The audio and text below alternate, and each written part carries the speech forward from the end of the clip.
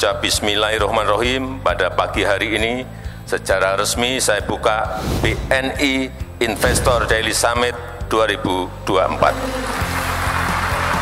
Melalui BNI Investor Daily Summit 2024, kami ingin menyampaikan pesan optimisme, sekaligus menjadikan event ini sebagai ajang bertukar pikiran serta mensosialisasikan visi serta arah kebijakan ke depan agar Indonesia dapat menghindari middle income trap.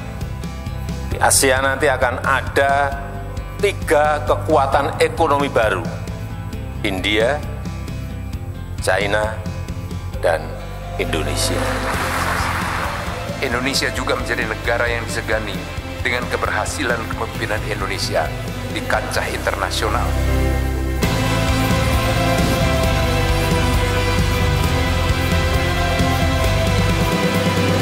The only thing we have to fear is fear itself. Jangan takut. Bangsa Indonesia bangsa yang berani. Bangsa Indonesia bangsa yang optimis. Kita insya Allah akan jadi negara maju. Kita akan jadi negara makmur, saudara-saudara kalian.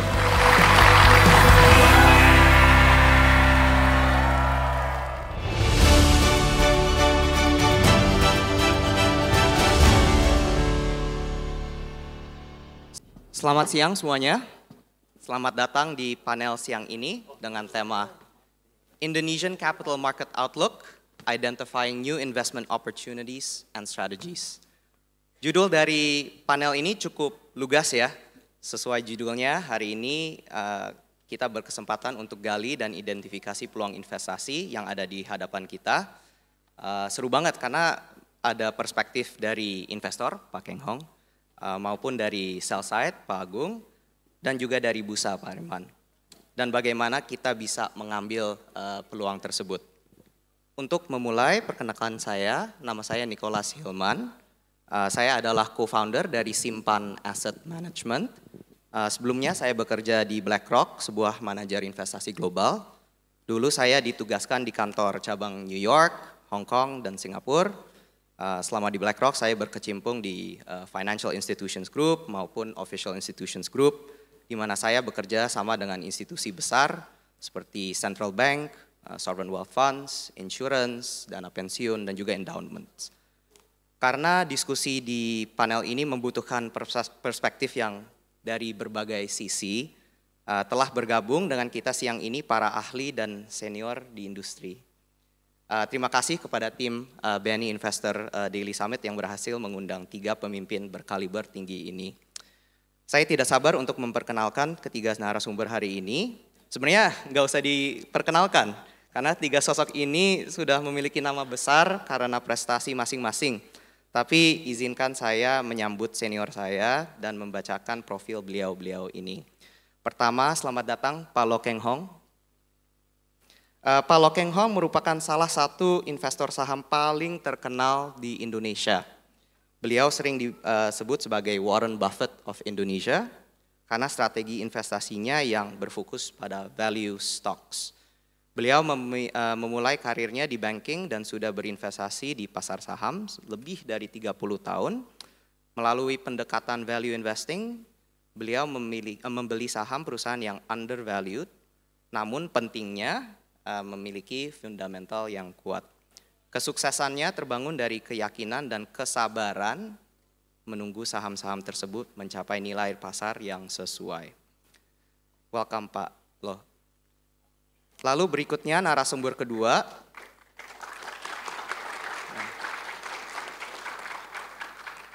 Thank you. Narasumber kedua, Pak Agung Prabowo, selaku Direktur Wholesale dan International Banking di Bank BNI. Beliau merupakan lulusan Sarjana Accounting dan Business dari University of Kansas. Profil Pak Agung juga sangat mengesankan. Beliau pernah memimpin sebagai CEO di BNI Sekuritas dan juga pernah menjabat sebagai Direktur di UBS Sekuritas Indonesia.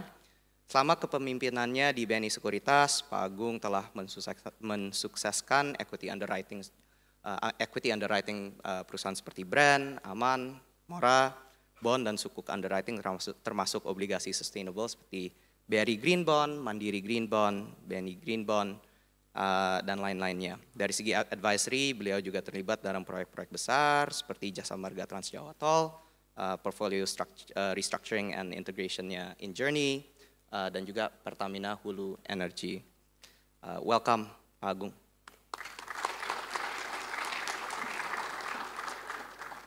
Kemudian narasumber ketiga, Pak Iman Rahman, selaku Presiden Direktur PT Bursa Efek Indonesia atau IDX.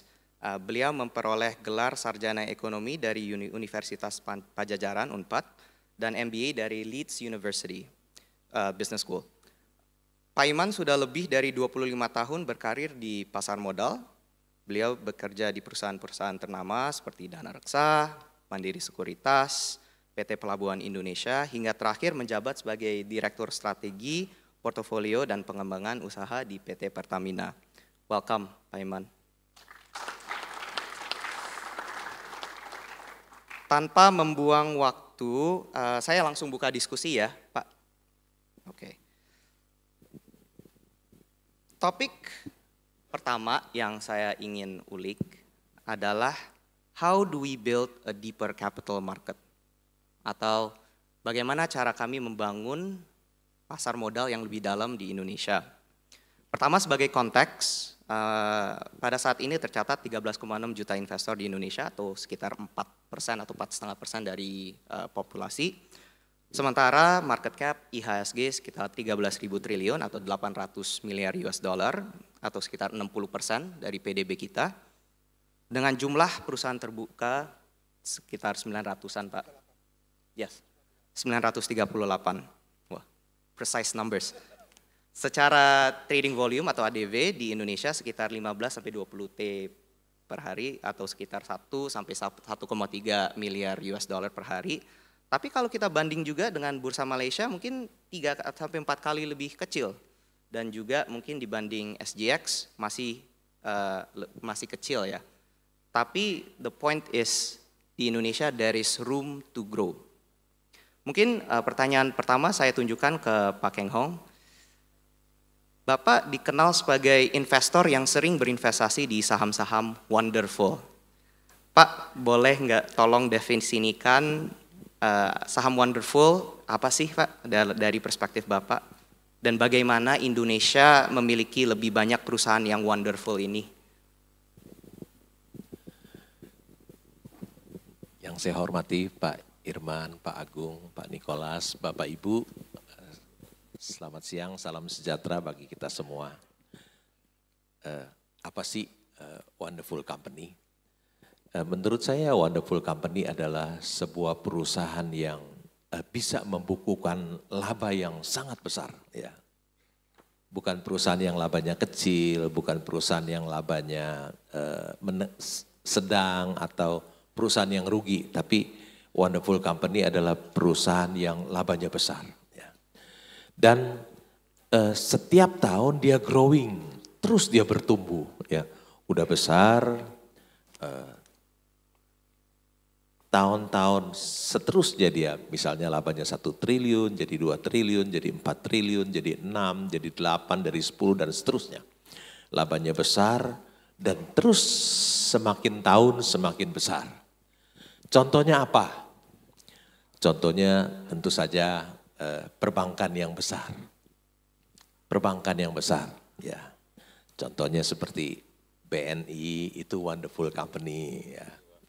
Perusahaannya labanya besar dan setiap tahun labanya terus bertumbuh semakin besar dan semakin besar, semakin besar.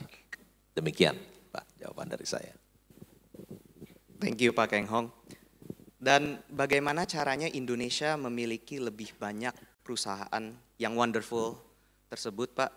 Tapi spesifiknya gimana kita bisa lebih banyak punya perusahaan wonderful yang listed on IDX Pak? Tentu saja untuk supaya wonderful company itu bisa dimiliki oleh masyarakat, tentu saja Bursa Efek Indonesia harus mendekati perusahaan-perusahaan yang luar biasa ini, yang perusahaan yang untungnya besar, wonderful company. Pak Irman dan tim mendekati mereka, merayu mereka supaya mereka mau go public sehingga bisa dinikmati makin banyak wonderful company di Bursa Efek Indonesia. Saya rasa demikian ya Pak. Thank you Pak Keng Hong. Mungkin langsung aja ke Pak Iman kali ya Pak. Bagaimana IDX sebagai SRO atau Self-Regulatory Organization bisa membantu lebih banyak perusahaan untuk IPO di Indonesia. Ini lempar bola dari Pak Keng Hong ke Pak Iman. Baik, terima kasih Pak Niko, Pak Agung, Pak Ko, Pak Lo Keng Hong, Bapak-Bapak Ibu sekalian, terima kasih. Pertama-tama, selamat sore, terima kasih hadir di sini bersama kami. Dari sisi bursa, ya memang salah satu core fokus kita untuk ke depan adalah market deepening Pak, yang disampaikan tadi. Memang kalau kita melihat bahwa bursa adalah intermediary, kita tidak bisa menjadi underwriter untuk perusahaan-perusahaan IPO. Ini sangat tergantung kepada perusahaan sekuritas atau anggota bursa. Tetapi yang disampaikan Pak Lo, kita coba lakukan Pak. Jadi memang dari sisi supply, saya disampaikan tadi bahwa hari ini ada 938 perusahaan tercatat di bursa. Dan setiap tahun bertambah rata-rata 60 perusahaan per tahun. Jadi tambahan perusahaan tercatat 60 perusahaan. Namun demikian, kami punya KPI yang namanya lighthouse Pak. Artinya suatu perusahaan yang punya market cap 3T, tetapi free float-nya 15%. Itu setiap tahun Pak. Dari 60 itu paling banyak 5 Pak. Kenapa? Artinya sangat sulit bagi perusahaan-perusahaan ya, yang dengan skala tadi market cap yang besar untuk go public. Padahal teman-teman mungkin tahu bahwa aturan di bursa yang paling kecil adalah kalau punya ekuitas 3 triliun itu bisa free float 10%. Tadi disampaikan Pak Nicholas, Pak Agung menghandle brand contohnya. Brand itu IPO size-nya hanya 4%, tapi free float-nya 11% ya Pak Agung. Jadi artinya dia eligible untuk IPO. Nah, sekarang apa yang kami lakukan tadi, tentu saja benar, kita bursa tidak tinggal diam Pak. Kami punya satu divisi khusus yang melakukan proaktif untuk mengedukasi. Satu. Jadi kita mengedukasi ke perusahaan-perusahaan yang potensial. Ya tidak pernah bosan-bosannya, kadang kita tahu Pak, kadang-kadang baru hari ini di pujuknya, IPO-nya 5 tahun lagi. Yang jadi kendala adalah bahwa kita juga punya yang namanya IDX Inkubator. Jadi kalau Bapak Ibu lihat bahwa di bursa itu, kita tidak hanya bicara perusahaan yang besar, tapi juga perusahaan-perusahaan UMKM dengan papan akselerasi. Kita punya yang namanya IDX Inkubator. Saat ini yang sudah masuk IDX Inkubator ada 81 perusahaan dan yang sudah go public 7 perusahaan. Jadi kita juga berusaha balancing, juga mendekati perusahaan yang besar, namun juga kita juga mendekati perusahaan-perusahaan yang skala UMKM untuk bisa go public Pak. Jadi memang benar kita berusaha untuk perusahaan-perusahaan besar juga go public, tentu saja kita tidak diam Pak, kita juga melakukan beberapa inisiasi, insentif jika dimungkinkan bagi perusahaan-perusahaan tersebut bisa go public. Terima kasih Pak. Thank you Pak Iman. Jadi kesimpulannya making it easier for more companies to go public dari segi regulation ya Pak, bukan regulation, requirements. Oke, saya pernah dengar sebuah statement, it's hard to make a good deal from bad people Pak Iman. Bagaimana cara meningkatkan corporate governance di capital market? Jadi memang terus terang, kenapa perusahaan itu go public? Karena better transparansi ya Pak. Artinya apa? Sekarang ini kita terus meningkatkan disclosure dari perusahaan-perusahaan tercatat. Bahkan kami bersama-sama ASEAN Stock Exchange sekarang ini telah memiliki standar Pak. Jadi kalau Bapak lihat standar sekarang, disclosure perusahaan tercatat di Bursa Efek Indonesia dengan Singapore Stock Exchange, Thailand Stock Exchange, core metriknya sama Pak. Jadi kita membuat perusahaan-perusahaan tersebut memiliki level standarisasi daripada disclosure. Sehingga kita harapkan bahwa dengan level disclosure yang sama, suatu perusahaan itu paling tidak bisa di-accept oleh investor, tidak hanya domestik tapi juga foreign. Jadi memang kita terlalu tekankan terkait disclosure. Bahkan sekarang ini terkait dengan ESG, kita menambahkan disclosure terkait dengan sustainability report. Karena terus terang ada demand dari investor-investor yang concern terhadap ESG. Jadi kita juga meningkatkan disclosure dari perusahaan-perusahaan tercatat, bahkan kami mensubsidi perusahaan-perusahaan tercatat, yaitu yang masuk IDX 80, untuk dilakukan ESG score, Pak. Jadi kita melakukan subsidi, kita membayarkan 80 perusahaan tercatat untuk dihitung berapa sih ESG score-nya. Jadi kita harapkan transparansi perusahaan itu bisa dilakukan. Dan juga tentu saja ada punishment-nya ketika mereka tidak melakukan disclosure dengan benar, ada keterlambatan, tentu saja kita mengencourage penalti untuk mereka. Demikian. Thank you Pak Iman. Mungkin langsung aja ke Pak Agung Prabowo. Pengen dengar sell side perspektif Pak. Apa peran capital market untuk mendorong pertumbuhan dan perkembangan ekonomi di Indonesia Pak? Terima kasih Pak Nicholas. Selamat siang Pak Lokeng Hong, Pak Iman Rahman. Senang bisa diapit dua dewa pasar modal pada siang hari ini, dan selamat siang juga kepada para audiens.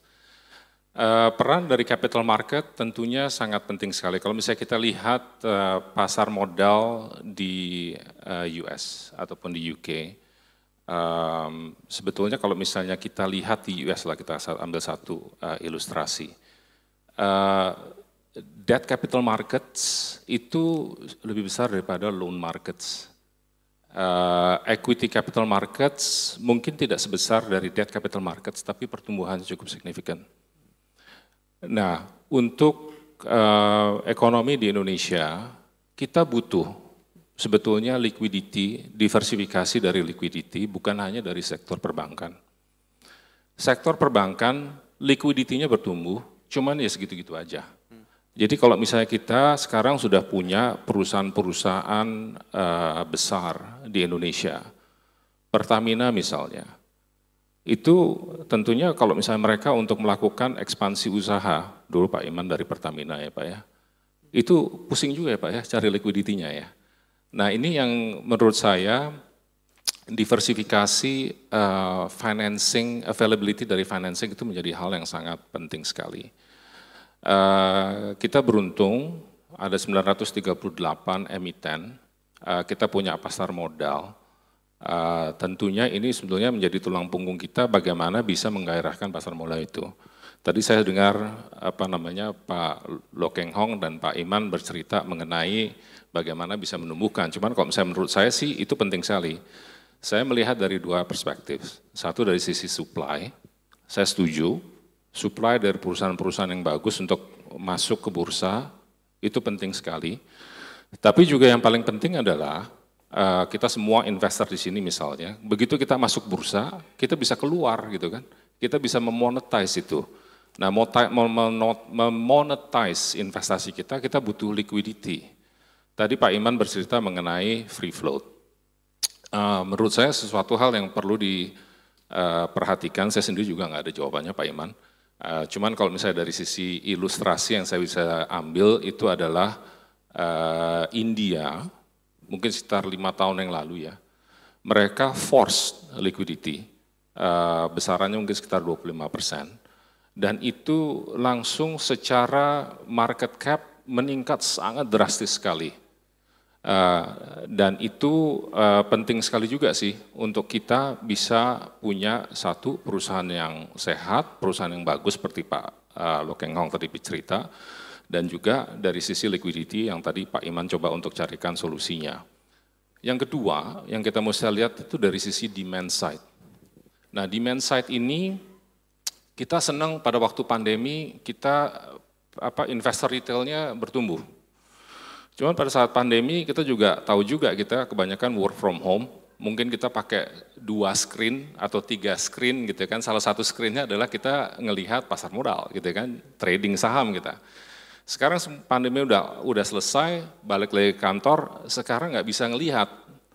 Malah kemudian yang ngelihat adalah bos-bosnya gitu kan, kerja atau enggak di situ kan. Nah, ini tuh sesuatu hal yang menurut saya juga kita lihat ada perubahan behavior dan kita harus pikirkan juga. Yang pasti kita mesti membuat yang namanya pasar reksadana kita itu menjadi besar. Kalau tadi kita ngomongin supply, kita harus ngomongin dari sisi demand juga. Siapa yang akan menyerap perusahaan-perusahaan sebagus ini? Kita selama ini kita masih tergantung kepada foreign investors juga. Mereka pelurunya besar, mereka akan menyerap. Tapi kita juga sangat tergantung sekali kepada foreign investor. Mereka memiliki pilihan lebih banyak selain daripada Indonesia. Jadi pertumbuhan mungkin dari reksadana kita cuma 50 miliar US dollar ya Pak ya, dan itu agak sedikit turun kali ya. Nah ini bagaimana kita bisa menciptakan reksadana itu yang menjadi lebih besar lagi, karena itu yang menjadi motor penggerak penyerap supply tadi yang akan masuk ke market. Yang kedua adalah memang edukasi dari sisi retail, kita sudah punya retail investors yang bagus. Nah ini bagaimana cara mengeduket mereka supaya mereka juga melek investasi. Yang menarik adalah dari pengalaman saya itu adalah saya sering sekali datang ke sekolah-sekolah, saya kasih suatu permainan, suatu games, biasanya ada sekitar 40 atau 50 mahasiswa Pak Iman, ini kerjasama juga dengan IDX, di investment games itu saya kasih uang halu 100 juta per orang atau per kelompok. Saya mundur 10 tahun. Terus kemudian kita juga kasih pencerahan, edukasi mengenai bagaimana membaca macroeconomic variables.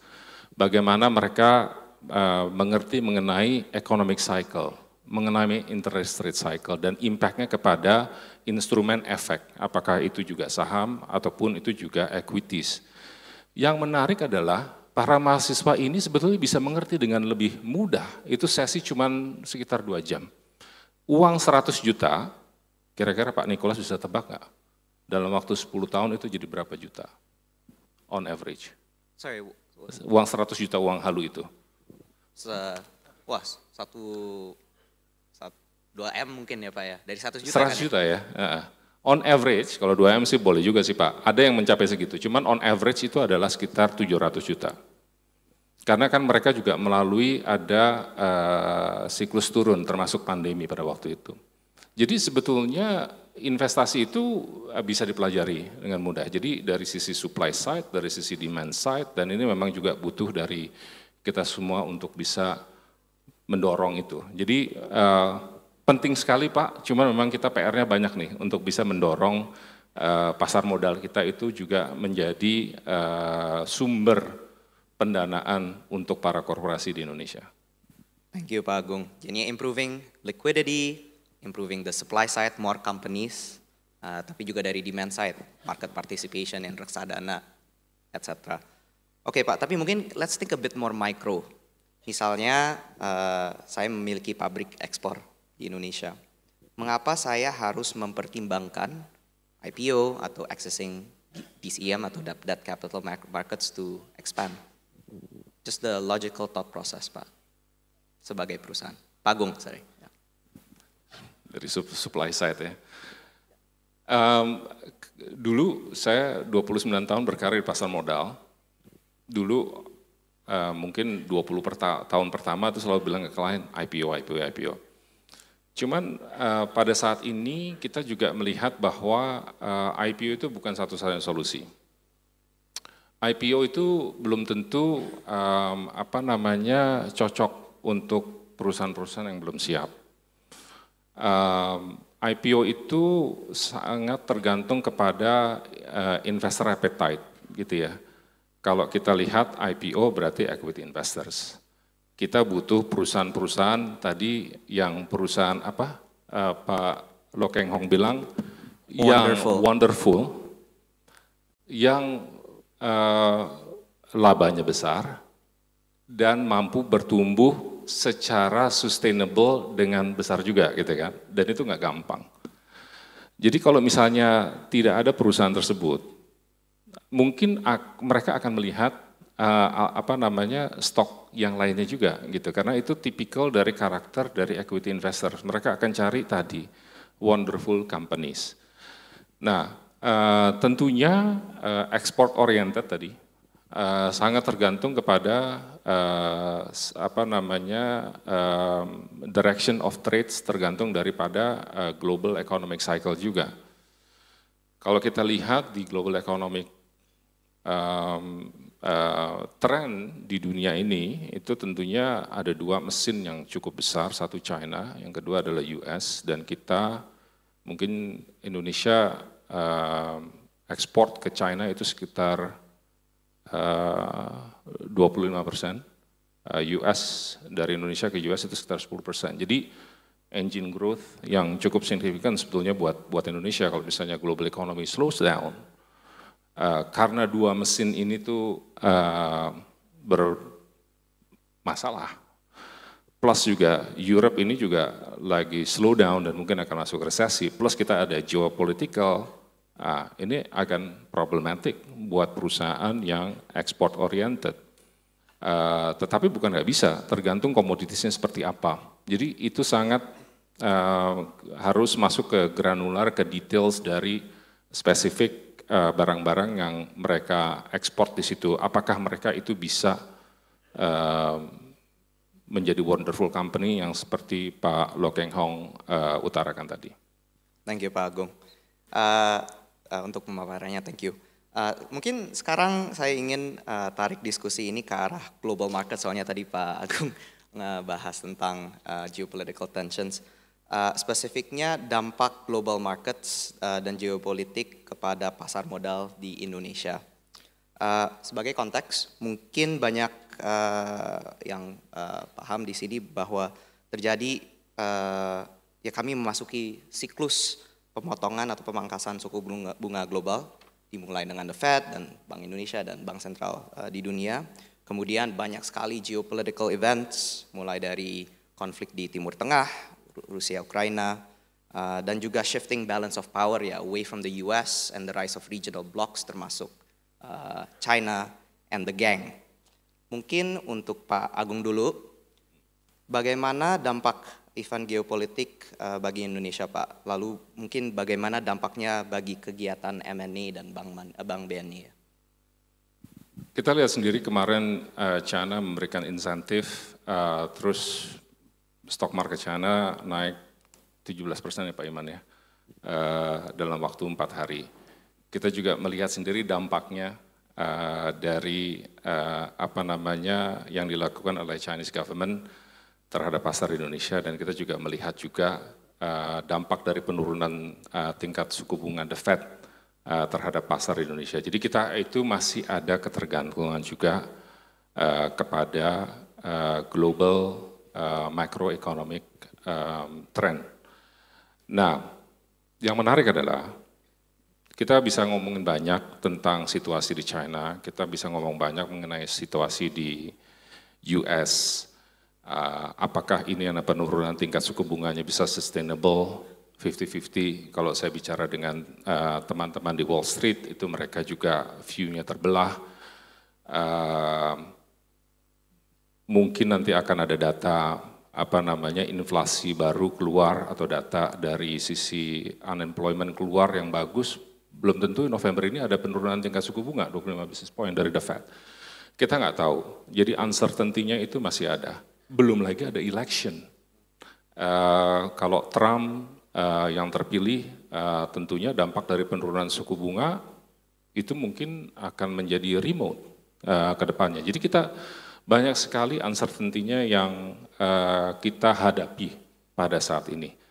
Nah, yang menariknya adalah sebetulnya kalau misalnya kita lihat postur fiskal dari Indonesia, yang kita ada perubahan rezim, dan kemudian ada perubahan yang sangat smooth. Kenapa saya bilang sangat smooth adalah sudah adanya member-member yang di dalam government pada saat ini untuk kemudian melakukan pembahasan program-program yang dibutuhkan untuk kemudian bisa smoothen out atau membuat suatu postur fiskal yang sesuai.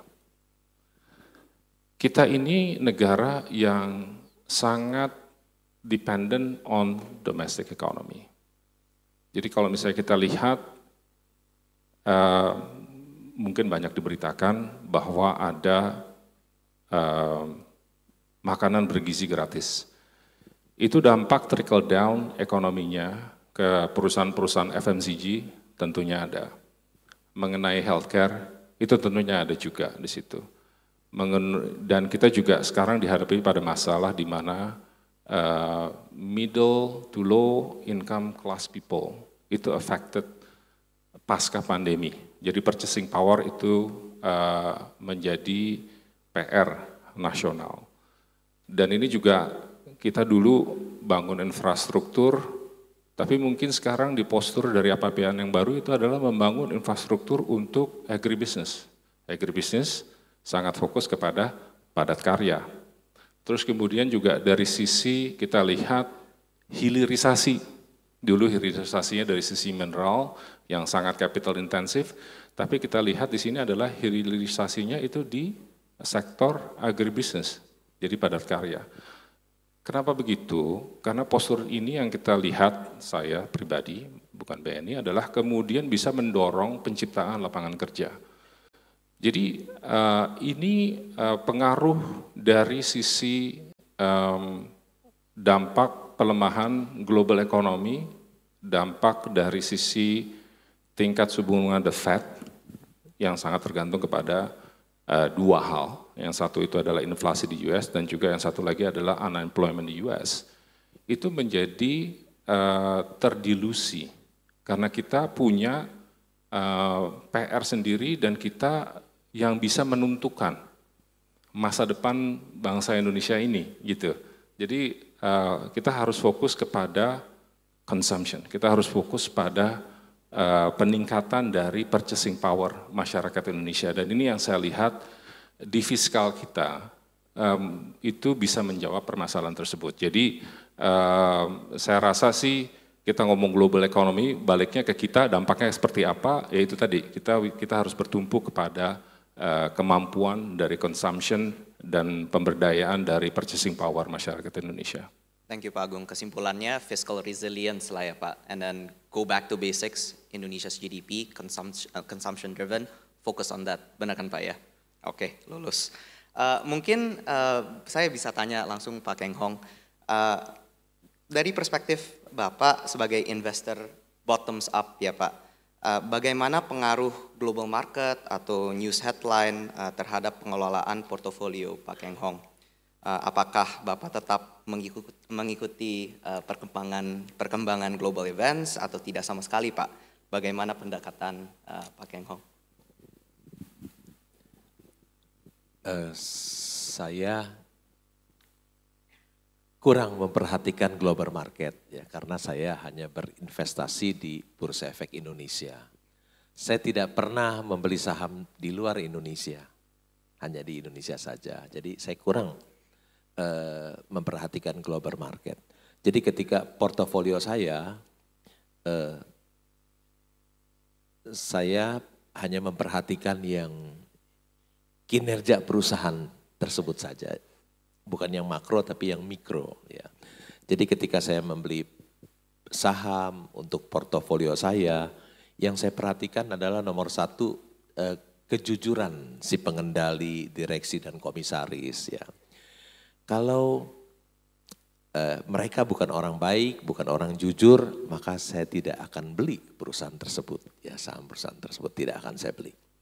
Yang kedua tentu saya lihat bidang usahanya. Ada bidang usaha yang bagus, ada bidang usaha yang jelek. Tentu saya hanya membeli saham-saham perusahaan yang bidang usahanya bagus. Yang ketiga saya lihat tentang labanya, kecil atau besar. Perusahaan rugi saya nggak mau beli, perusahaan yang labanya kecil juga saya nggak mau beli, saya hanya mau membeli perusahaan yang labanya besar. Kemudian pertumbuhannya ya, kalau perusahaan itu apakah setiap tahunnya labanya bertumbuh atau tidak, tambah besar. Yang kelima yang saya lihat adalah valuasi. Kalau perusahaan itu bagus tapi valuasinya mahal, saya juga tidak mau beli. Jadi saya hanya mau bersedia membeli perusahaan yang bagus itu di harga yang wajar. Atau syukur bisa dapat harga diskon. Yang terakhir mungkin yang saya lihat adalah mengenai dividend yield. Kalau dividend yieldnya besar, saya juga sangat tertarik karena mendapatkan dividen yang besar itu setiap tahunnya nikmat juga dapat uang tunggu ya. Jadi di dalam portofolio saya ketika saya berinvestasi global market itu boleh bilang saya abaikan. Jadi saya betul-betul lihat kinerja perusahaan itu aja. Kalau dia memenuhi syarat yang tadi 6 hal itu, saya membelinya. Thank you Pak Keng ya. Hong. True bottoms up investor, very interesting. Oke, terima kasih atas pemaparannya Pak. Mari kita mungkin diskusi tentang peluang investasi ya. Mungkin saya share konteks terlebih dahulu. Target pertumbuhan ekonomi 8% yang diusung pemerintahan baru. Mungkin again further context dari saya, pengeluaran pemerintah mencakup 18-20% dari GDP atau sekitar dengan 5% pertumbuhan per tahun. Untuk mencapai 8%, dari mana kita bisa kejar 3%. Karena natural rate of growth kita ya 5%. Where are we gonna find the 3%? Of course ada banyak wacana dari pemerintahan baru seperti menaikkan tax revenue dari 10% ke 16%. Lalu juga ada wacana untuk meningkatkan debt to GDP ratio atau rasio pinjaman terhadap PDB dari 40% ke 50%. Mungkin pertanyaan pertama ke Pak Agung dulu. Menurut Bapak bagaimana pemerintah dapat mencapai target 8% GDP growth? Kalau kita balik lagi ke postur fiskal ya, yang perlu diperhatikan itu adalah purchasing power dari masyarakat, terutama adalah middle to low income segment. Karena rumus dari GDP itu salah satunya itu adalah C, which is consumption. Gitu. Kalau misalnya they cannot consume atau purchasing power-nya itu lemah, tentunya dari sisi pencapaian GDP tadi target 8% itu akan sangat sulit. Kalau misalnya kita lihat juga faktor dari GDP lainnya itu adalah investasi gitu ya. Pada saat ini pun juga kita juga sangat berharap yang namanya continuity dari program Pak Presiden Joko Widodo itu berlanjut. Kita tadi mendengarkan gitu kalau hilirisasi dari nikel seperti misalnya itu dulu kita ekspor nikel begitu aja mungkin kita bisa generate sekitar 1.8 billion US dollars, tapi dengan hilirisasi dengan industrialisasi di situ meng-create value add itu menjadi 34 billion US dollar. Jadi bisa dihitung itu berapa besar dari sisi value creation-nya dan juga penciptaan lapangan pekerjaannya.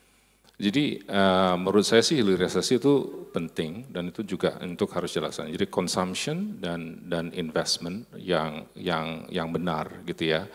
FDI atau foreign direct investment itu juga menjadi hal yang sangat penting sekali untuk Indonesia untuk bisa tadi itu menaikkan dari sisi I-nya itu investasinya dan itu yang menurut saya sih penting untuk bisa mencapai pertumbuhan 8%.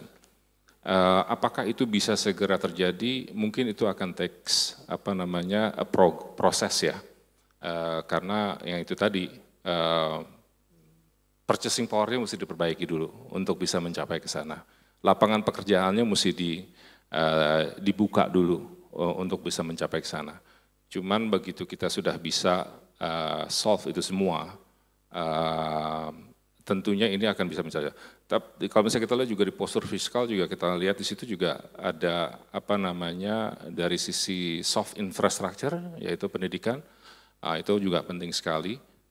Tanpa itu mungkin susah kita untuk mencari suatu value creation di dalam ekonomi ini. Kira-kira begitu dari saya.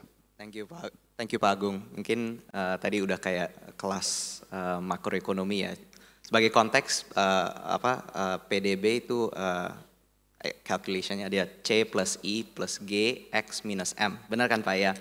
Mungkin untuk Pak Iman, saya mau fokus dari rumus PDB tersebut di I-nya, huruf I atau investments. Nah ini kan pemahaman saya Pak, FDI atau foreign direct investment atau foreign participation juga menjadi kunci kesuksesan untuk mencapai target 8% ini.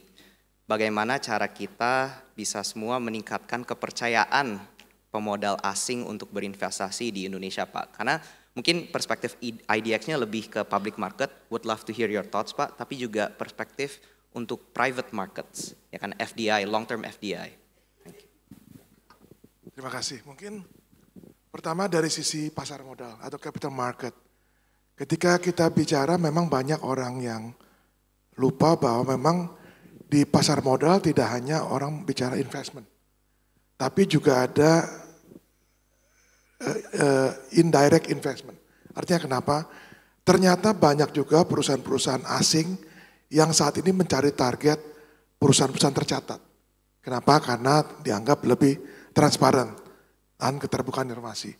Jadi saya banyak melihat bahwa M&A yang terjadi tidak hanya mereka foreign direct investment langsung ya di Indonesia, artinya from greenfield dari awal, tapi mereka justru mencari perusahaan-perusahaan yang tercatat. Ya, mereka backdoor leasing dan sebagainya. Nah, pertanyaannya adalah bagaimana meningkatkan kepercayaan pada mereka. Tadi Pak Agung bicara bahwa yang kita bangun di pasar modal ini ya adalah bahwa ketika mereka berinvestasi, mereka bisa exit. Itulah liquidity gitu kan. Jadi sekarang ini kalau kita bicara ketika kami roadshow ke beberapa investor, financial investor misalnya, yang jadi concern mereka adalah bahwa tidak banyak perusahaan-perusahaan cukup besar, kalau mereka invest, mereka nggak bisa keluar karena minimal transaksi hariannya di bawah target mereka. Mereka punya target tertentu. Sehingga kalau kita lihat, tadi saya sempat diskusi dengan Pak Lokangeng, Pak Agung, 20 perusahaan tercatat yang terbesar perdagangannya, itu kontribusinya hampir 50%, Pak. 45 perusahaan tercatat yang terbesar perdagangannya sudah kontribusi 80% dari total transaksi. Padahal kita punya 938. Jadi bisa dibayangkan tadi bahwa sisanya sangat kecil kontribusi terhadap perdagangan harian. Nah inilah yang kita coba lakukan. Tadi saya sampaikan, Pak Agung sampaikan bahwa kita mulai melakukan beberapa structure. Pertama adalah mengenalkan short selling. Ya, kita sudah mengeluarkan aturan per awal bulan ini terkait dengan internal short sharing. Artinya apa? Orang boleh selling nggak punya barang dulu, nggak perlu nunggu punya barangnya. Jadi artinya mereka bisa exit bagi investor asing. Ini yang kita lakukan. Kedua, kita siapkan liquidity provider. Jadi kalau sekarang ini kita bicara bahwa nanti akan ada liquidity provider yang paling tidak menjaga transaksinya. Ini kita bukan bicara bahwa transaksinya dimanipulasi. Tapi ada pihak yang memang secara resmi ya menjaga harga sahamnya. Sehingga performance-nya bisa terjaga di market. Jadi beberapa struktur kita juga lakukan untuk menambah confidence. Ya, karena terus terang kita bicara ketika saya pertama join di bursa, saya percaya dengan MSCI di US, isu mereka kenapa perusahaan-perusahaan Indonesia sangat minim masuk MSCI tadi. Nggak ada exit strateginya, belum ada. Belum ada intraday ataupun short selling. Nah itu yang jadi salah satu concern dan ini yang kita coba akomodir sehingga kita harapkan makin banyak perusahaan-perusahaan tercatat di Indonesia untuk tercatat masuk ke indeks MSCI atau FTSE misalnya. Itu yang terkait dengan pasar modal. Kedua terkait dengan private company. Tentu saja ya ketika kita melihat memang tidak gampang mencari investor-investor di luar yang masuk ke Indonesia gitu. Satu adalah karena terus terang Pak, mungkin karena background saya dengan Pak Agung, Prabowo sama. Investment banking sebelumnya, mereka cari returnnya in US dollar ya Pak Agung. Double digit gitu Pak. Bagi private company nggak gampang Pak nyari return double digit dan private gitu ya. Sehingga tadi akibatnya akan, yang ketiga ditambah kadang-kadang sekarang mungkin kurang, mereka minta majority ya Pak Agung. Udah masuk enaknya gede, tapi majority gitu. Nah ini mungkin yang jadi tantangan kita juga. Ke depan walaupun kita lihat akhirnya beberapa masuk ke Indonesia FDI di beberapa kawasan. Tapi jangan lupa insentifnya juga cukup signifikan sebenarnya. Ya, tax havennya seperti apa. Jadi memang setuju bahwa kita melihat bahwa kepercayaan investor itu juga perlu berbanding lurus dengan stabilitas. Ya, baik stabilitas ekonomi maupun stabilitas politik. Tadi kita lihat bahwa kalau kita bicara hari ini ada menarik bahwa saya punya kurva sedikit mungkin Pak Niko, bahwa sejak pengukuhan bulan Maret ya Pak tahun ini, IHSG kita cenderung meningkat. Ya walaupun kita bicara naik turun tapi cenderung meningkat. Justru yang menarik adalah peningkatan ini belum bisa full karena investor wait and see tanggal 20 Pak. Jadi karena mereka merasa cukup lama waktu dari penentuan presiden terpilih ke pembentukan kabinet.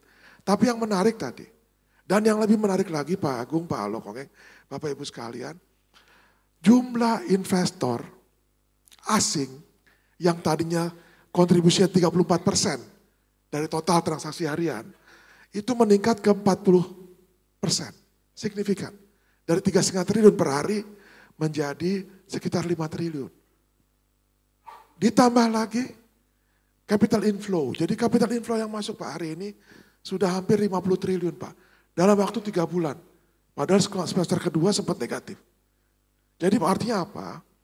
Bahwa tadi investor punya persepsi bahwa yang Pak Agung sampaikan di awal ada smooth transition antara pemerintah yang sebelumnya dengan yang saat ini.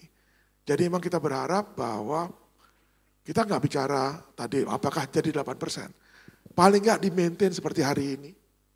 Ya, dengan growth GDP minimal 5%, itu adalah yang diharapkan investor. Syukur-syukur bisa 8%.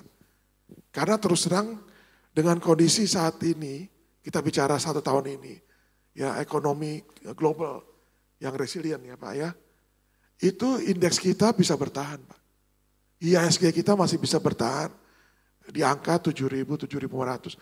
Bahkan 19 September lalu kita receive high record, the highest ever IHSG kita di 7.900. Padahal target daripada anggota bursa atau broker-broker adalah baru akhir tahun tercapai mungkin di 7.900 atau 8.000. Walaupun hari ini turun. Terima kasih. Thank you Pak Iman. Kesimpulan dari pemaparannya berarti ya, adding more instruments to play with dari short selling, having market participants ya untuk menjaga likuiditas dan juga mungkin untuk private investors, how do we show the returns untuk pemodal bisa sungguh-sungguh mau investasi di Indonesia. And congratulations untuk achievementnya IDX dan pentingnya juga mungkin perception ya di capital market. Mungkin Pak Keng Hong, saya ada pertanyaan mungkin langsung bisa dijawab ya mengenai ini kan ada tailwind ke berbagai sektor saham dari kebijakan pemerintah baru. Boleh di-share Pak, mungkin ini kan transition to a new government, terus targetnya berbeda, berkelanjutan tapi pasti ada nuansanya yang berbeda. Dari sisi Pak Keng Hong, where's the tailwind Pak? Sectoral tailwind. Sektor yang paling saya suka hanya dua yang saya suka. Karena kedua ini labanya besar sekali dan valuasinya juga murah. Ya. Yang pertama itu tentu perbankan. Pak Agung di bank ya. Itu tentu kita tahu kan bank itu labanya besar-besar ya. Terus tiap tahun bertumbuh terus. Nah itu sektor dan valuasinya juga murah ya. Jadi saya suka sektor perbankan. Jadi kalau lihat ada di websitenya bank swasta terbesar nomor 2 dan nomor 3, ada nama saya di 10 besar di sana sebagai shareholder. Ya. Kemudian yang sektor yang kedua yang labanya besar yaitu komoditas. Nah, saya suka sama komoditas karena labanya juga besar dan valuasinya juga murah. Ya. Nah, dividennya besar lagi. Jadi saya suka itu yang labanya besar ya. Kalau lihat di salah satu perusahaan tambang batu bara misalnya, ada saya di situ sebagai pemegang saham nomor 2 terbesar di situ. Ya. Kemudian ada satu lagi komoditas yang saya suka juga, saya termasuk pemegang saham nomor 7 dan BlackRock nomor 8. Jadi saya bisa lebih besar dari BlackRock hanya di saham di perusahaan itu saja. Jadi dua sektor ini yang saya sukai, yaitu perbankan dan komoditas. Ya. Karena kedua sektor ini selain labanya besar, valuasinya murah, juga kasih dividen juga setiap tahunnya. Yang lain-lain ada juga sektor yang bagus tapi valuasinya mahal, ya saya tidak membelinya. Begitu Pak. Thank you Pak Keng Hong. Mungkin ke Pak Agung, kami cuma ada 5 menit lagi, tapi saya pengen bahas infrastruktur Pak. Infrastruktur merupakan salah satu pilar utama pemerintahan saat ini dan akan dilanjutkan oleh pemerintahan yang baru. Bagaimana outlook Bapak tentang equity dan bond financing terhadap infrastruktur di Indonesia dalam beberapa tahun mendatang? Kalau saya sih melihatnya sih infrastruktur itu masih menjadi pilar yang penting dan itu akan ada kelanjutannya. Cuman mungkin nggak seintensif di era pemerintahan sebelumnya ya. Dan ini view dari saya. Sangat capital intensif sekali. Cuman apa yang sudah dibangun kan sudah cukup komprehensif sampai dengan pada saat ini. Mungkin yang lebih penting adalah sebetulnya infrastruktur dari sisi pemenuhan padat karya tadi, sektor agribisnis. Jadi misalnya bendungan, misalnya irigasi, kalaupun juga ada jalan itu adalah jalan penghubung dari sentra agribisnis tadi itu ke port atau kemana gitu ya. Nah itu menunjukkan hal yang menurut saya sih, kalau saya baca dari postur fiskal tahun 2025, arah infrastrukturnya ke sana. Dan itu menjadi penting sekali sebetulnya karena ini kan juga untuk distribusi dari sisi komoditas yang Pak Keng Hong suka, cuman mungkin lebih komoditasnya adalah komoditas pangan gitu ya. Dan ini juga sesuai dengan misinya dari pemerintahan berikutnya yang lebih ke ketahanan pangan gitu. Jadi ini merupakan hal yang sangat penting sekali sih dan saya lihat ini yang akan difokuskan berikutnya. Terima kasih. Thank you Pak Agung.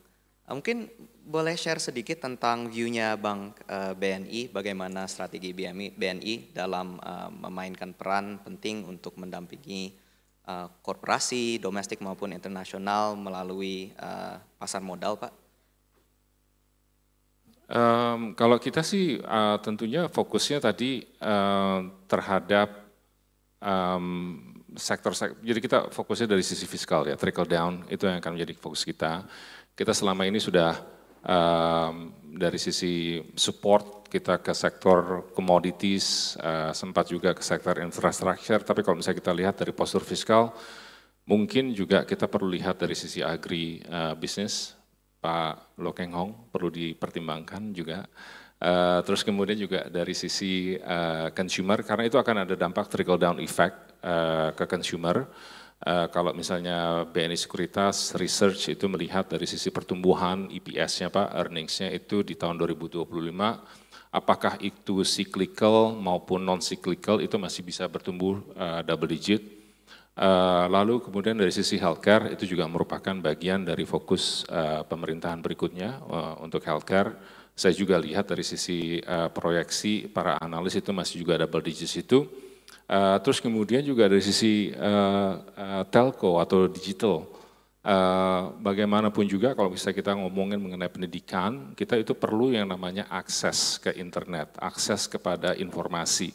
Kita sekarang banyak sekali belajar bukan dari formal education, tapi juga dari informal education yang kita bisa pelajari kalau kita bisa memiliki akses kepada informasi itu.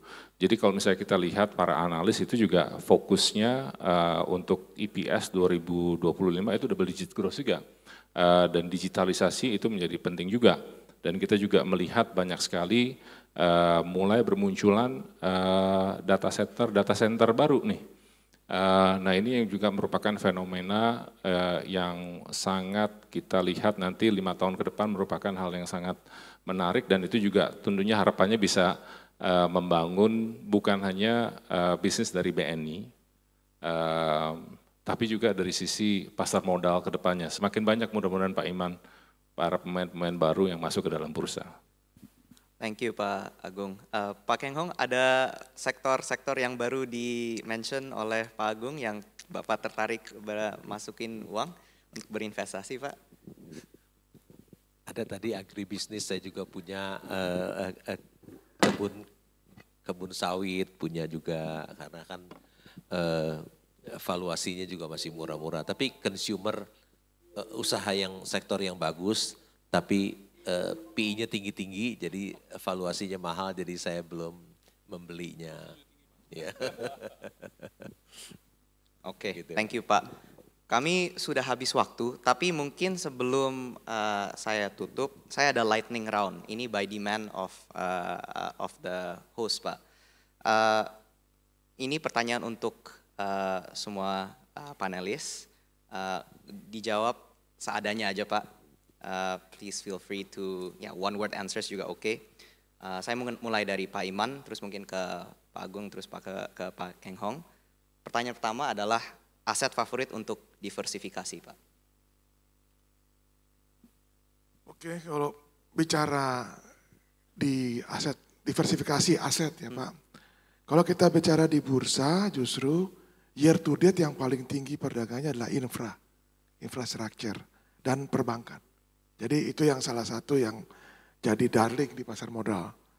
Kalau kita bicara tahun lalu energi yang salah satu yang menjadi favorit bagi investor. Saya mesti bilang atas nama investor Pak, karena saya nggak boleh main saham. Oke. Jadi on behalf investor, terima kasih. Pak Agung? Saya juga melanjutkan disiplin sejak dulu di investment bank juga nggak main saham, jadi sebenarnya saya nggak punya saham, cuman saya tahu saham mana yang akan bergerak. Tapi dari sisi seandainya saya punya saham, saya cuma punya saham BNI Pak, terima kasih sudah support BNI. Saya akan diversifikasi saya kalau saya punya saham itu adalah di properti dan nggak ada yang lain. Terima kasih. Oke, Pak Keng Hong? Saya tidak suka melakukan diversifikasi, jadi 99% uang saya semuanya saya belikan saham, ya. Karena bagi saya saham is the best choice. Saham itu, investasi saham adalah pilihan yang terbaik. Jadi saya tidak melakukan diversifikasi. Jadi 99% uang saya masukin di Bursa Efek Indonesia. Okay. Karena investasi di saham itu adalah investasi yang terbaik bagi saya. Thank you Pak Keng Hong. Wow, beragam investor ya, banyak banget tipe-tipe, yang ada yang concentrated bets, ada yang diversified. Oke, next question. Where is the IHSG going by end of year? Pak Iman? Tadi saya sempat sampaikan mungkin Pak Niko, bahwa kalau bicara IHSG ini bukan target bursa. Ya kenapa? Karena pergerakan IHSG sangat terpengaruh dari kondisi makro, domestik maupun asing. Jadi target bagi bursa adalah nilai transaksi harian. Jadi kalau bicara, tetapi tadi saya sempat sampaikan, kalau kita lihat beberapa proyeksi yang disampaikan oleh anggota bursa, target mereka adalah di angka 7.900 sampai 8.000 di akhir tahun. Kita cukup optimis untuk itu, kenapa? Karena kita pernah mencapai 7.900 di tanggal 19 September lalu. Jadi kalau kami lihat Pak, memang bahwa tentu saja sangat tergantung sekali, tadi bicara kondisi domestik, ekonomi domestik, bagaimana kondisi makro global, dan tentu saja bagaimana pembentukan kabinet. Karena terus terang IHSG ini sangat rentan terhadap penurunan makro ya, interest dari FedEx. Ya, jadi kalau Federal Reserve-nya turun, ini akan terlihat sekali bahwa transaksinya akan meningkat dan indeks kita akan meningkat. Thank you. Pak Agung? Wah, bola kristal saya pecah semalam, jadi saya terus terang nggak tahu ini akan kemana. Cuman saya sangat cukup optimis sih sebetulnya dengan pasar modal Indonesia. Tadi kalau misalnya ada beberapa PR yang sudah kita perbaiki, dan juga dari sisi fiskal, dari sisi keberlanjutan program-program dari pemerintahan sebelumnya itu bisa dieksekusi dengan baik. Cukup optimis sekali sih dari sisi earnings growth.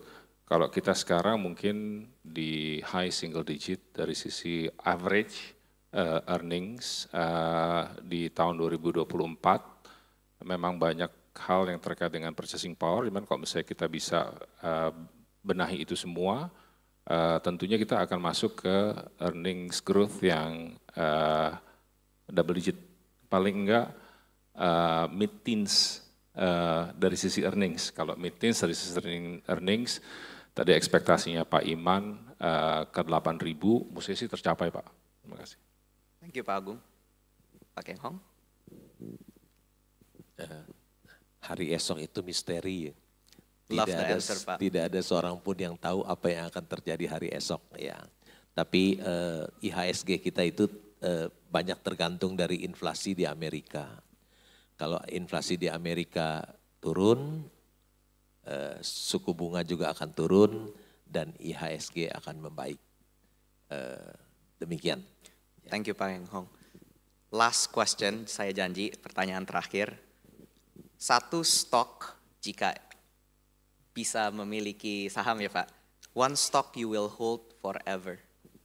Pak Iman? Kalau bicara stok, saya orang yang sangat percaya fundamental. Saya believe that yang paling penting ya bagi saya adalah, dan selalu diperlukan adalah financial sector yang akan terus hidup. Gitu kan, kita bicara long term investment. Jadi banking mungkin jadi salah satu yang menurut saya akan saya hold untuk maturity, ya, untuk lamanya. Thank you. Pak Agung, Bang BNI. Ini kan ada Pak Agung di sebelah saya. BNI Pak, saya nggak bisa beli yang lain Pak. BNI Siap. Pak. Terima kasih. Oke. Pak Keng Hong? Kalau buat saya suruh pilih satu saham yang akan saya pegang selamanya, maka bagi saya akan pegang perbankan. Karena bagi saya bidang usaha perbankan adalah yang terbaik. Labanya begitu besar dan setiap tahun terus dia bertambah besar. Maka saya kalau disuruh pilih untuk memegang satu saham selamanya, saya akan memilih perbankan. Gitu. Thank you Pak Keng Hong. Konsensusnya banking ya semuanya. Oke, let's trade banking after this. Oke, mungkin kita bisa transisi ke Q&A session. Ada beberapa pertanyaan yang sudah dipaparkan di depan saya. Pertama ada pertanyaan dari Jessica. How can IHSG grow while the majority of inflow and funds are being absorbed by Indo-government bonds, offering that seems endless? Oke, this is a very good question. Mungkin pertama Pak Iman, terus saya pengen dapat perspektifnya Pak Agung. Ini yang menarik, memang saat ini kita bicara bursa berkompetisi dengan government bonds, terutama SRBI. Tapi jangan lupa bahwa secara komposisi investor Indonesia saat ini ada asing. Yang tadi saya sampaikan kontribusinya 40% dan terus meningkat. Serta ada institusi domestik. Memang benar ketika bicara Indo Government Bonds, saat ini yang sangat terhit atau mereka beralih dari saham adalah retail. Ya, retail melihat bahwa Indo Government Bonds atau ORI 6-7% mereka pindah. Tapi itu juga ada waktu tertentu yang enggak, menurut saya ada waktunya. Sehingga kalau kita lihat makanya walaupun di tengah ada ya quote-unquote kompetisi dengan Indo Government Bonds, indeks kita tetap naik.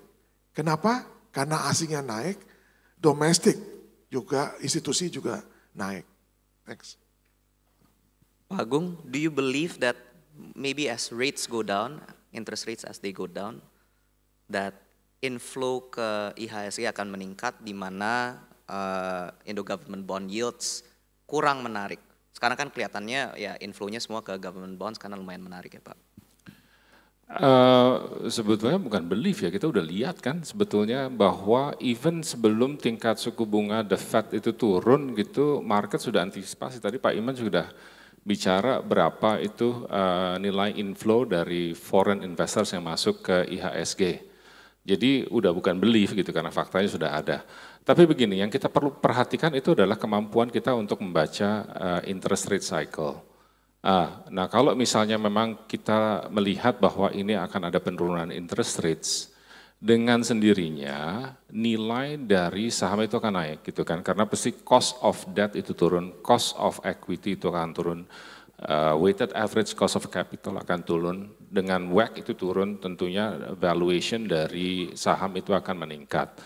Nah kita sudah melalui berbagai macam peak and trough dari capital market, dan itu selalu ada hubungannya dengan economic cycle dan interest rate cycle. Dan kita lagi dalam perjalanan interest rate cycle kita itu menuju ke bawah, tapi kita masih ada dibayangin oleh uncertainty, jadi ya kita monitor aja. Tentunya itu pasti ada dampaknya ke IHSG dan kita sudah melihat itu dengan sendirinya. Thank you Pak Agung. Ada pertanyaan yang kedua, mungkin untuk Pak Keng Hong cocoknya. Tadi pertanyaannya adalah sektor apa yang harus dihindari di tahun 2025? Sektor yang harus dihindari bagi saya adalah sektor-sektor bidang usaha yang kalau kita lihat laporan keuangannya rugi dan rugi ya. Jadi perusahaan yang rugi terus jangan dibeli ya. Kadang-kadang masyarakat suka membeli perusahaan yang bidang usahanya rugi. Jadi di tahun 2025 atau tahun berapa saja jangan pernah membeli sebuah perusahaan yang bidang usahanya rugi begitu. Oke, thank you Pak Keng Hong.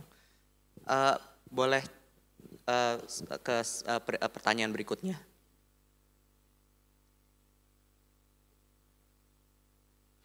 Berikutnya ada? Oke, ada pertanyaan dari Rachel. Apakah usia muda akan bisa bermain saham dengan baik? Apakah ada kisi-kisinya? Wah, kayaknya ini balik lagi ke Pak Keng Hong ya, bagaimana bisa, how do you generate alpha in the stock market, Pak? Sebetulnya makin muda seseorang berinvestasi di saham semakin baik. Tidak seperti saya mengerti saham ketika usia 30 tahun. Saya baru tahu saham itu apa ketika usia saya 30 tahun. Tapi sebetulnya semakin dini itu semakin baik. Kalau kita lihat Warren Buffett sudah membeli saham ketika usianya 11 tahun. Jadi semakin muda semakin baik. Sehingga hasilnya pun dia bisa pernah menjadi orang terkaya di dunia, pernah. Karena berinvestasi saham. Karena apa? Karena sejak dini, sejak umur 11 tahun dia sudah membeli saham. Dia semakin muda mulai berinvestasi saham, semakin baik, begitu. Oke, thank you Pak Keng Hong. So take on risk, kesimpulannya take on risk while you're still young, gitu ya Pak ya. Oke, pertanyaan selanjutnya. Wah, ini pertanyaan dari Eko, ada banyak juga ya. Pertama, pendapat UMKM yang udah go public ke Pak Keng Hong.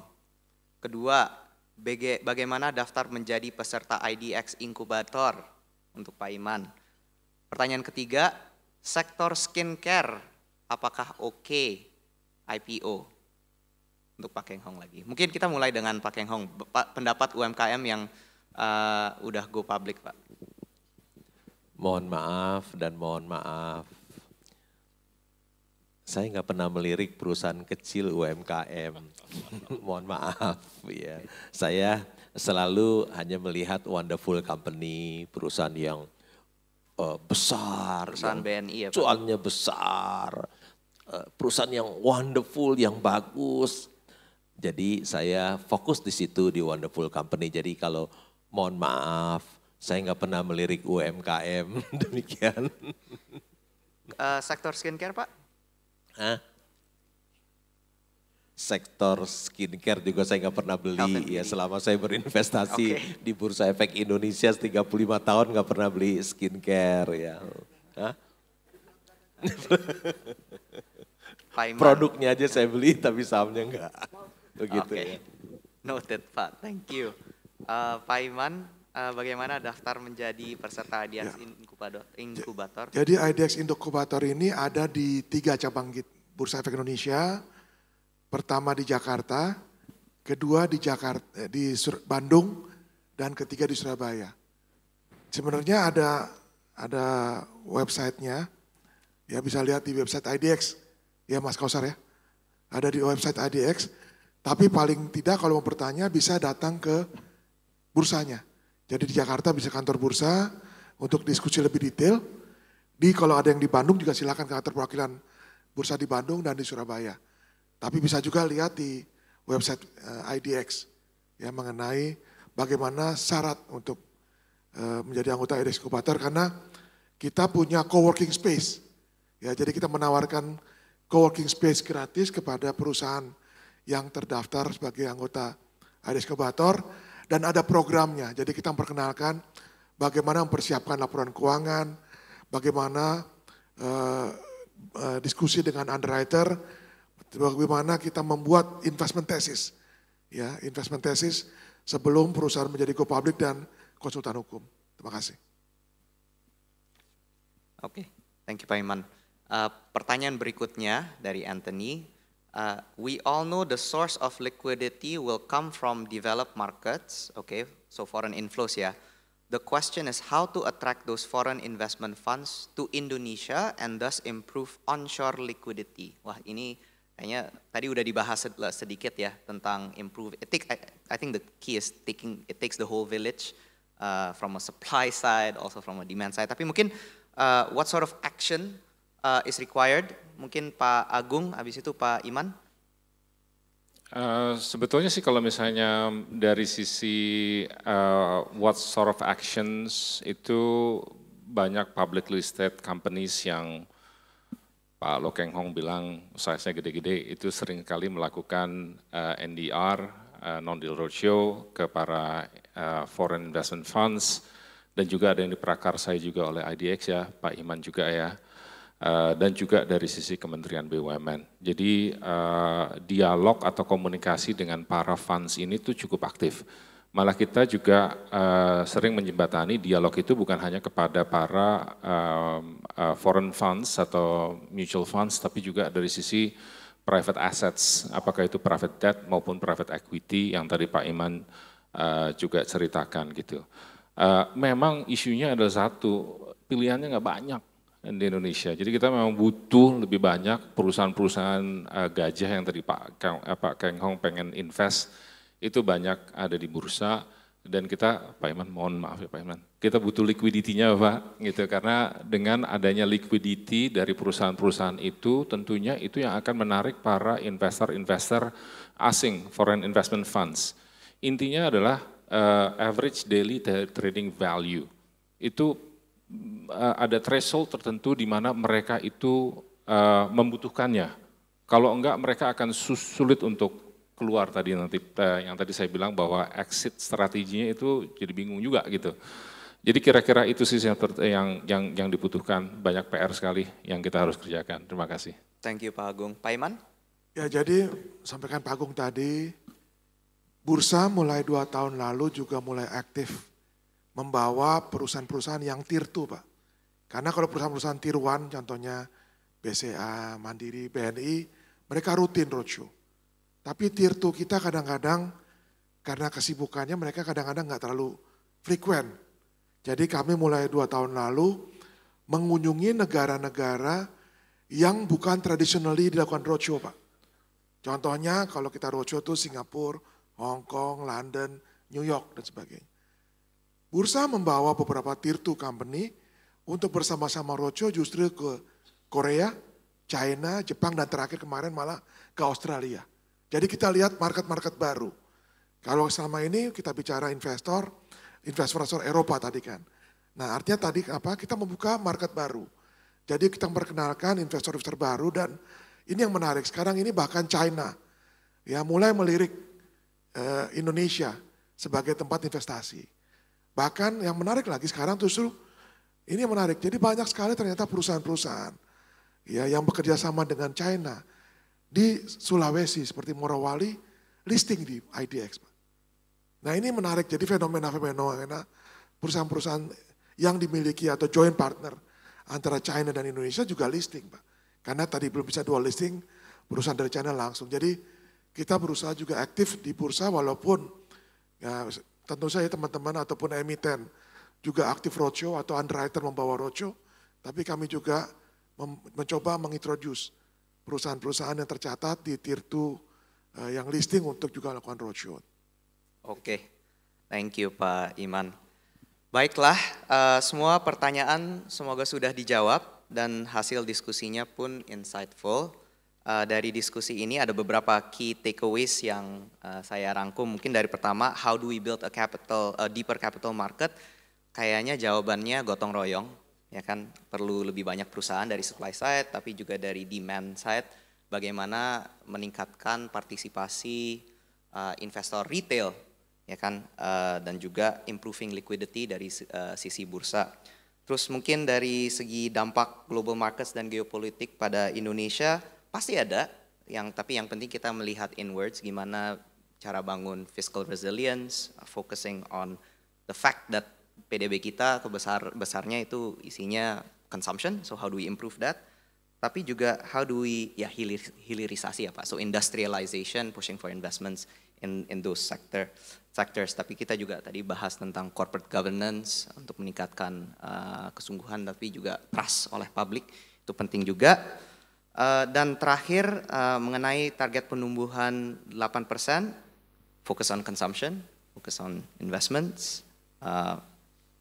Bursa juga mengeluarkan instrumen seperti short selling, derivatives, having market participants untuk menjaga likuiditas perusahaan. Dan menurut saya yang tadi stand out dari Pak Iman itu perception, market perception is very very important. So again gotong royong gimana Indonesia, gimana kita bisa beneran memberi persepsi ke global investors bahwa Indonesia is a great country to invest in. Dengan demikian panel ini sudah selesai. Semoga hasil diskusi siang ini bisa bermanfaat bagi kita semua. Terima kasih atas kesediaan Pak Keng Hong, Pak Agung, Pak Iman untuk membagikan perspektif dan ilmu Anda. Saya Nicholas Hilman, pamit dan sampai jumpa di kesempatan berikutnya. Thank you.